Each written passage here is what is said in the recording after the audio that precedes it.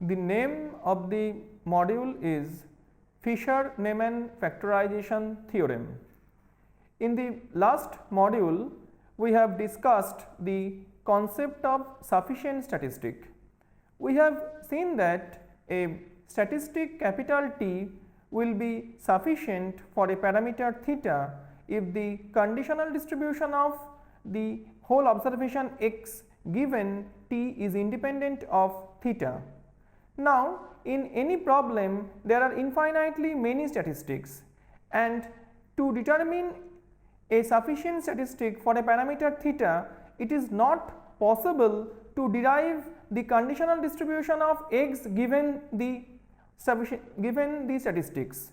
So, in this module we are going to discuss a method for deriving a sufficient statistic. This is called Fisher-Neyman Factorization Theorem.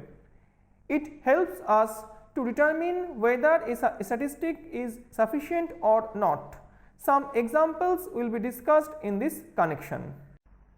Our objectives are to introduce a technique of determining sufficient statistics for a family of distributions. The technique is known as the Fisher-Neyman Factorization Theorem, and to illustrate the use of the factorization theorem through examples. Let x equals to x1, x2, xn be a random sample, taking values in the set script x, which is a subset of r to the power n. Consider a statistic capital T, which is a function of x, such that the conditional distribution of x given t equals to small t is independent of theta for all possible realizations small t of t. Then t will be called a sufficient statistic for theta, or it is sufficient for the family of distributions indexed by theta. But in any problem there exist infinitely many statistics, virtually any function of the sample that is free of the parameter, and it is a difficult task to ascertain which of these is sufficient for the parameter. In the present module we discuss a very simple technique for determining sufficient statistics. This method originally due to Fisher and Neyman. It is later generalized by Helmholtz and Savage, and the method is known as Fisher-Neyman Factorization Theorem. Let us state the theorem. Let x1, x2, xn be an n-dimensional random variable with PMF or PDF given by small f theta x1, x2, xn, where theta belonging to script theta, here theta may be a vector valued or real valued parameter. A statistic capital T is sufficient for theta if and only if small f theta x1, x2, xn can be factorized as f theta x1, x2, xn is equals to g theta t into hx, where g theta t depends on theta and on x1, x2, xn only through t, and h x1, x2, xn is independent of theta. For the sake of simplicity, we prove the theorem only in the case of discrete distributions. Let us write x as x1, x2, xn and small x as small x1, x2, xn as a realized value of x. First we prove the only if part, that is the necessary part. Suppose t is sufficient for theta. If tx equals to t, then it can be say that x equals to x implies tx equals to t, and hence x equals to x is a subset of tx equals to t, and we can write f theta x is equals to probability under theta x equals to x, and this is actually probability under theta x equals to x intersection t equals to t. This is so because x equals to x is a subset of t equals to t. This can be written as probability under theta t equals to t into probability x equals to x given t equals to t, provided the conditional probability is well defined. As t is sufficient for theta, the conditional probability x equals to x given t equals to t is free of theta, and we write as hx equals to probability x equals to x given t equals to t. Now, if we write g theta t as probability under theta t equals to t, that is the marginal distribution of t, then we get the required factorization. Now, we are going to prove the if part of the theorem. Suppose that the factorization holds, then for any fixed value small t, we have probability under theta t equals to t.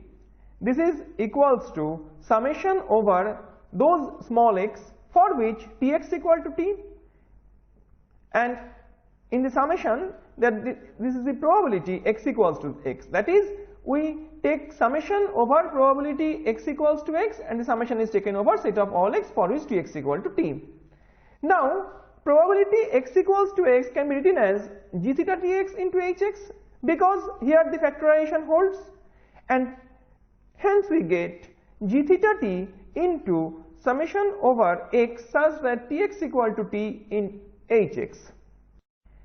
If t satisfies probability under theta t equals to small t greater than 0, then we get the conditional distribution as probability x equals to x given t equals to t is equals to probability under theta x equals to x comma t equals to t divided by probability under theta t equals to t, and the numerator is actually equals to probability under theta x equals to x because x equals to x implies t equal to t, and it is valid when the observed value of capital T is small t, and therefore we get the conditional distribution as probability under theta x equals to x divided by probability under theta t equals to t, which is equals to g theta t into hx divided by g theta t into summation over x such that t equals to t hx. After cancelling the factor g theta t, we get finally hx divided by summation over x tx equals to t hx, and it is independent of theta, and therefore we see that the conditional distribution of x given t is independent of theta, therefore t is sufficient for theta. Now we make some important remarks. Remark 1. If t is sufficient for theta and t star equals to some function of t, here we write t star equal to phi t, where phi is some one-to-one function, then t star is also sufficient for theta. To justify the statement, since phi is one-to-one, we can write t equals to phi inverse t star. Since in case of a one-to-one function, inverse function exists, hence by the factorization theorem, f theta x equals to g theta t into hx, we write in place of t we write phi inverse tx and we get g theta phi inverse tx hx, and here we can write this as g star theta of t star x into hx, where g star theta is the function of the function g of phi inverse. Now, using the sufficiency part of the factorization theorem, we see that the function t star is sufficient for theta. Just any function of a sufficient statistic is not necessarily sufficient, as the following example shows. Let x be a single observation from normal distribution with mean theta and SD1. Here theta is the unknown parameter. Application of factorization theorem on the normal density, it is very easy to show that x is sufficient for theta. But x square is not. And it is to be noted that x square is a 2-to-1 function. While not directly relevant to the point in hand, we state here that x is not sufficient for theta square. It is very clear because theta square takes only positive values, but x takes both positive and negative values. We consider our second remark. A necessary and sufficient condition for a statistic capital T to be sufficient for a parameter theta is that for any fixed theta 1, theta 2 belongs to script theta, the ratio f theta 1 x divided by f theta 2 x, this is the ratio of the PMF or PDF at the 2 points theta 1 and theta 2. It is a function of the observed sample x only through Tx. To justify this statement, it is clear that it is directly follow from the factorization theorem. Our third remark is, if T1 and T2 are two distinct sufficient statistics for theta, then T1 is a function of T2. But if T1, T2 is jointly sufficient for theta 1, theta 2, then it does not follow that Tj alone is sufficient for theta j, j equals to 1, 2. Now we make a very important observation. Let x1, x2, xn be a random sample of size n drawn from a continuous distribution with PDF f theta x. Then the order statistics, that is the set x ordered 1 to up to x ordered n, are jointly sufficient for theta. To justify this statement, the PDF of x1, x2, xn can be written as some g theta x1, x2, xn equals to n factorial into product j from 1 to n f theta x ordered j, f theta xj, and thus we get the joint PDF of x ordered 1 to x ordered n as g theta x ordered 1 up to x ordered n is equals to n factorial into product over j from 1 to n f theta xj. Note that product over j from 1 to n f theta xj is the joint PDF of xj's, and therefore we get product over j from 1 to n f theta xj is equals to g theta x ordered 1 up to x ordered n into 1 by n factorial. Clearly, the joint density of xj's has been factorized such that the former term depends only on the ordered sample and the parameter theta, and the latter is independent of theta. Hence, x ordered 1 up to x ordered n is sufficient for theta. This result is very useful when there is no single sufficient statistic for theta. For example, in case of Cauchy theta, 1 population, there is no single sufficient statistic, and here we use the whole set of order statistics x ordered 1 to x ordered n as a sufficient statistic for theta. Now we consider some examples. In our first example, we consider a set of n independent Bernoulli trials with probability of success p per trial. With the jth trial, we associate the random variable xj equals to 1 if the trial results in a success, equals to 0 otherwise. Then the PMF of each xj is given by bpx equals to p to the power x into 1 minus p whole to the power 1 minus x if x equals to 0, 1, 0 otherwise. The joint PMF of x1, x2, xn is given by fp x1, x2, xn. This is equals to p to the power summation over j from 1 to n xj into 1 minus p to the power n minus summation over j from 1 to n xj if each xi can take the value 0 and 1. Now this can be written as a function gp of summation xj into h x1, x2, xn, where now if we set t equals to the summation over j from 1 to n xj, then we get gp of t is equals to p to the power t into 1 minus p to the power n minus t if t from 0 to n 0 otherwise, and h equals to 1.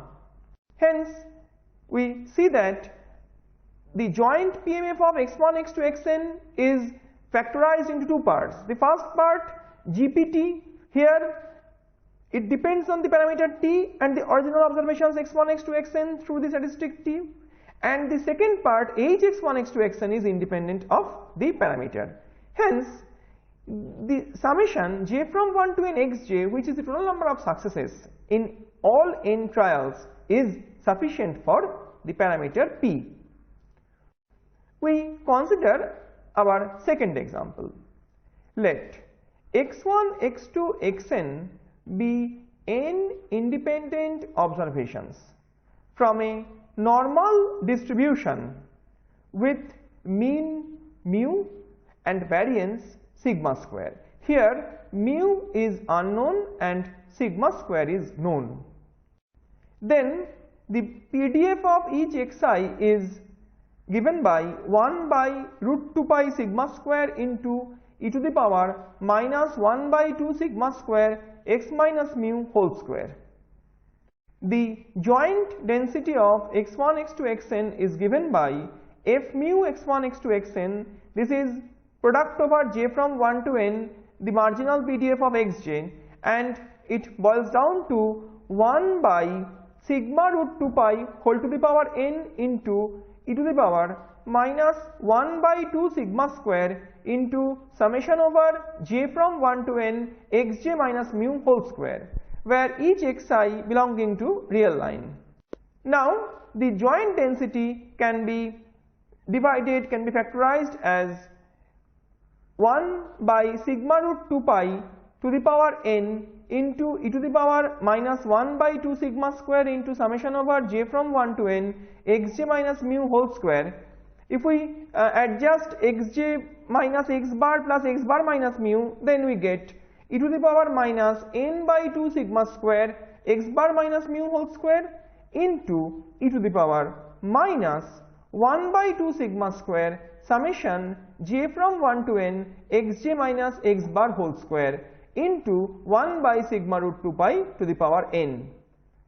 Now the first part can be written as a function of x bar. We write it as g mu x bar, and the second part, which is independent of mu, we write it as h of x1, x2, xn.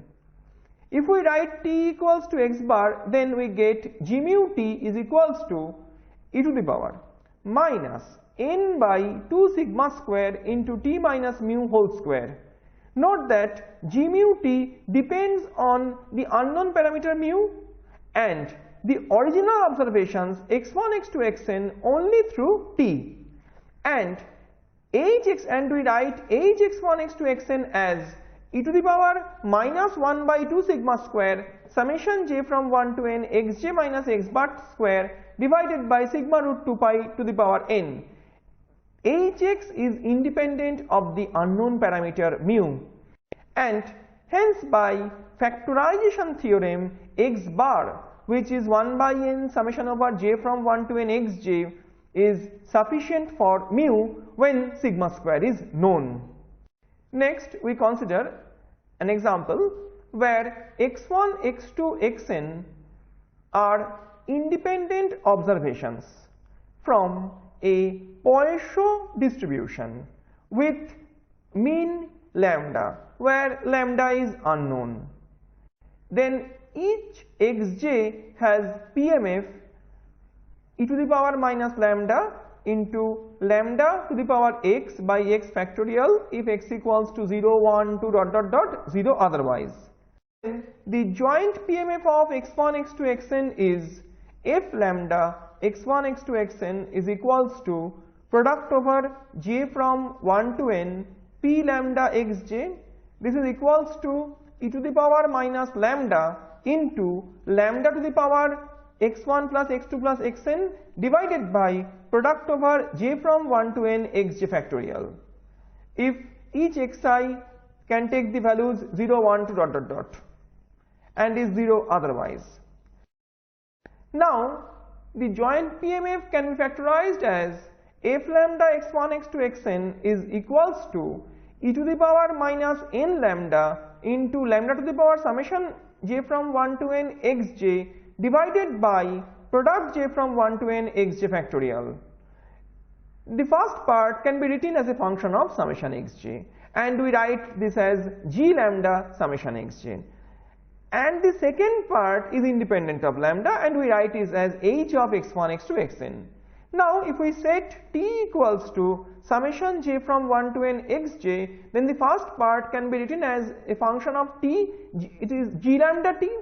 G lambda t is equals to e to the power minus n lambda into lambda to the power t, and the second part is independent of lambda and this is actually 1 by product over j from 1 to n xj, and hence summation over j from 1 to n xj or equivalently x bar, actually x bar is a one-to-one function of summation over j from 1 to n xj, is sufficient for lambda. We consider our next example. Let x1, x2, xn be independently and identically distributed random variable, each follows uniform distribution with parameters 0 and theta.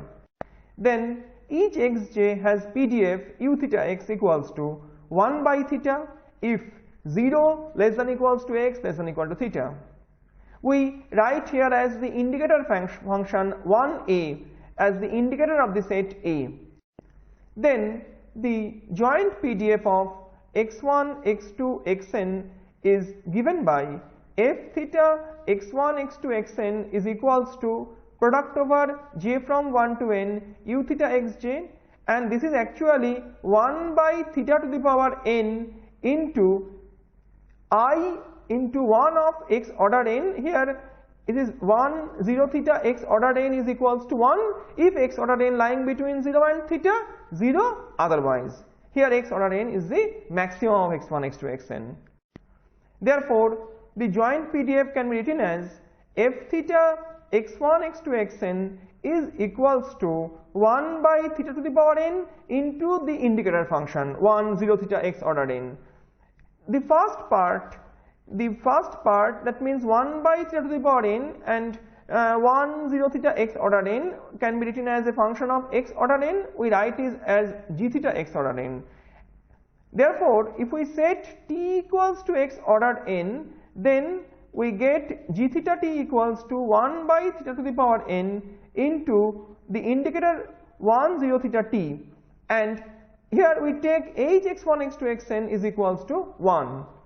Hence x ordered n, which is maximum of x1 x2 xn, is sufficient for theta. We consider our next example. Let x1 x2 xn be n independent observations from a normal distribution with mean mu and variance sigma square. Here both mean and variance are unknown. Then each xj has PDF some n mu sigma square x is equals to 1 by root 2 pi sigma square into e to the power minus 1 by 2 sigma square x minus mu whole square, where x belonging to R real line. The joint density of x1 x2 xn is given by small f x1 x2 xn is equals to 1 by root 2 pi sigma square whole to the power n into e to the power minus 1 by 2 sigma square into summation over j from 1 to n xj minus mu whole square. Here each xi belonging to R. Now the joint density can be factorized as f x1 x2 xn is equals to sigma square to the power minus n by 2 into e to the power minus n by 2 sigma square into summation j from 1 to n xj square plus mu by sigma square into summation j from 1 to n xj minus n mu divided by 2 sigma square into root 2 pi whole to the power minus n. Now the first part is a function of the two statistics, summation j from 1 to n xj square and summation j from 1 to n xj. We write is as a function of summation j from 1 to n xj and summation j from 1 to n xj square. If we set T1 equals to summation j from 1 to n xj square and T2 equals to summation j from 1 to n xj, then the first part can be written as a function of T1 and T2, and this is actually T1 T2 equals to e to the power minus n by 2 sigma square T2 plus mu by sigma square T1 minus n mu by 2 sigma square whole divided by sigma square to the power n by 2, and we write as h x1 x2 xn equals to 1 by root 2 pi to the power n, and therefore we have to see that summation j from 1 to n xj and summation j from 1 to n xj square is sufficient for mu sigma square. Here two unknown parameters mu and sigma square, and there are two statistics, summation j from 1 to n xj and summation j from 1 to n xj square. Actually here another sufficient statistics for mu sigma square is x bar and s square, where x bar equals to 1 by n summation xj and s square equals to 1 by n summation j from 1 to n xj minus x bar square. Consider our last example.